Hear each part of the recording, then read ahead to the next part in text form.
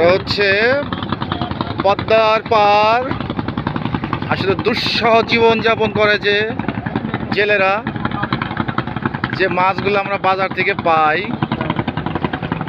তারা অক্লান্ত পরিশ্রম করে এই বিশাল সুবিশাল পদ্মা নদী থেকে তুলে ধরে। দেখুন তাদের জীবনযাত্রার মান, খুবই কষ্টের জীবন। আসলে নদীতে এখন আর আগের মতো কোনো মাছ নেই। নদীতে নৌকায় রান্না, নৌকায় ঘুমানো। হ্যাঁ ভাই, দেখি কি মাছ রান্না করে। কি মাছ রান্না করা হচ্ছে ভাই? গাইরা মাছ। আপনারা তো প্রতিদিনই মাছ, যেহেতু প্রতিদিনই তো মাছ খাওয়া হয় নাকি? হ্যাঁ। এখন এই যে মাছ ধরে কি আপনাদের চলে? মাছ চলে। হ্যাঁ, সবকিছু ঠিকঠাক হয়?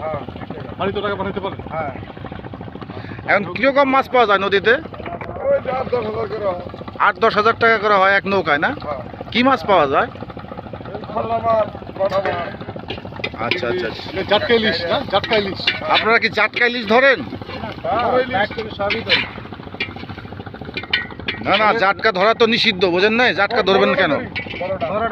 হ্যাঁ হ্যাঁ, আমরা মানে এই বিষয়ে না বলি। আচ্ছা, আপনাদের রাতে কোথায় কাটে? রাতে কই থাকেন আপনারা? নৌকাতেই থাকেন। বাহ। ওনাদের বাড়ি ঘর সবই নৌকাকে কেন্দ্র করে, রান্না বান্না, খাওয়া থাকা, ঘুম সবই নৌকার উপরে, নদীর উপরে ওদের নির্ভরশীল জীবন।